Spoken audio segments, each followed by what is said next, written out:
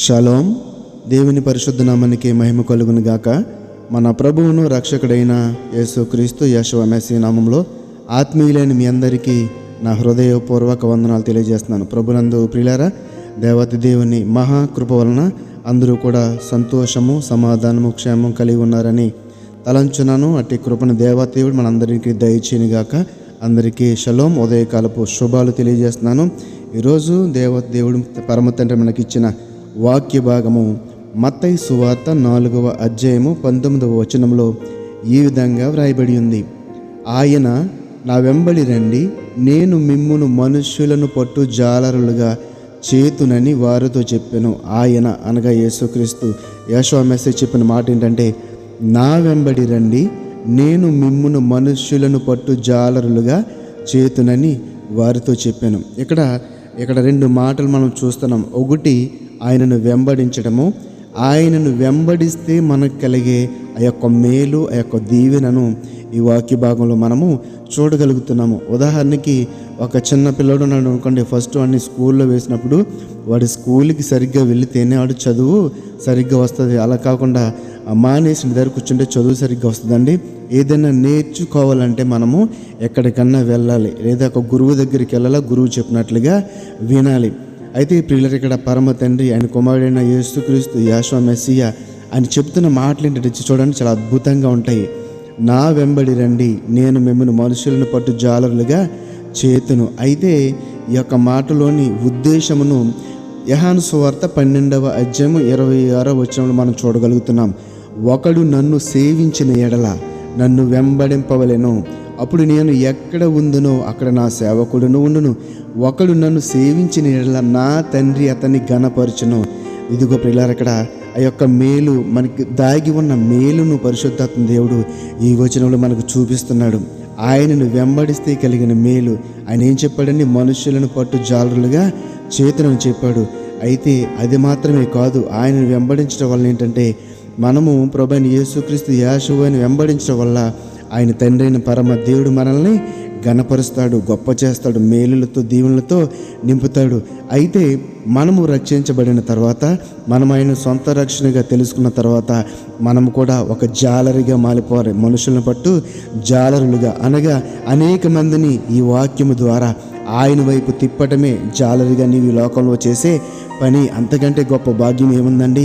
ఎప్పుడైతే నీ మాటలతో, నీ యొక్క ప్రవర్తనతో ఒక మాదిరిగా ఉండి దేవుడంటే తెలియని అన్యులను రక్షణలోకి నడిపించడమే ఒక జాలరిగా నీవు చేసే పని. అది ఎప్పుడు నువ్వు చేస్తావంటే, ఆయనను మొట్టమొదటిగా వెంబడించాలి, ఆయనను సేవించాలి, ఆయన పోలి నడుచుకోవాలి. అట్టి రీతిగా ఉన్నప్పుడే మనం కూడా ఆ పనిని మనము చేయకూడదు. చూడండి, యోహాను సువార్త 12వ అధ్యాయం 26వ వచనంలో, ఒకడు నన్ను సేవించిన ఎడల నన్ను వెంబడింపవలను. ఆయన వెంబడించడం అంటే ఆయనను సేవించడమే, ఆయన మార్గంలో నడవటమే. ఆయన ఎదురు వెళ్తూ ఉంటాడు, మనము వెనకాలని ఫాలో అయిపోవటమే. అదే ఆయన వెంబడించడం అనగా ఆయన యొక్క నీతిని, ఆయన యొక్క న్యాయముని, యథార్థతను మనం కూడా పొందుకొని దానిని మనం మన క్రియల ద్వారా ఒక మాదిరిగా ఈ లోకానికి చూపించాలనే ఒక భావము ఈ ఒక వాక్యంలో మనం చూడగలుగుతున్నాము. కాబట్టి ఇలాగా వెంబడించిన వారు చాలామంది ఉన్నారు కదండి. మరునాడు ఆయన గలిలయకి వెళ్ళగొరి ఫిలిప్పును కనుగొని నన్ను వెంబడించమని అతనితో చెప్పాను. ఫిలిప్ ఆయన్ని వెంబడించాడు. అలాగే ఆయన మార్గంను వెళుతూ సొంకపు మెట్టనొద్దనున్న కూర్చున్న అల్ఫయి కుమారుడు లేవిని చూచి నన్ను వెంబడించమని అతనితో చెప్పగా అతడు లేచి ఆయనను వెంబడించడలాగా శిష్యులందరినీ కూడా ఆయన వెంబడించి రండి, నాతో కూడా రండి, నన్ను సేవించండి, నేను చెప్పిన మాటలు వినండి. నా తండ్రి మిమ్మల్ని ఘనపరుస్తాడు. మిమ్మల్ని జాలరులను పట్టు, చేపలను పట్టు, మనుషులను పట్టు జాలరులుగా. జాలరు పని ఏంటండి? వల వేసి చేపలను పట్టడమే. అయితే దేవుని ఎరిగిన మనము ఆయన్ని వెంబడిస్తాను, మన పని ఏంటంటే జాలరుగా ఈ యొక్క వాక్యం ద్వారా దేవుని మాటల ద్వారా, జీవము గల మాటల ద్వారా ఏంటంటే దేవుని ఎరిగిన బిడ్డలను ఆయన సన్నిధిలోకి నడిపించడమే జాలరులుగా మన పని. కాబట్టి ఈ వాక్యంలోని అర్థమును మనము గ్రహించి అటు రీతిగా మనం నడుచుకొని ఆయన్ని వెంబడించి తండ్రి ద్వారా ఘనతను పొందుకోవాలని మనందరం కూడా ఆశిద్దాం. యేసుక్రీస్తు యెషువా మెస్సీ చెప్పిన మాట, నా వెంబడి రండి, నేను మిమ్మల్ని మనుషులను పట్టు జాలరులుగా చేతును. ఒకడు నన్ను సేవించిన యెడల నా తండ్రి అతన్ని గణపరచును, నా తండ్రి ఆయనని గణపరచును. ఆ ఘనత నీకు కావాలంటే గనక మనమందరం కూడా యెహోవా మెస్సీని వెంబడిద్దాం, ఆయనను సేవిద్దాం.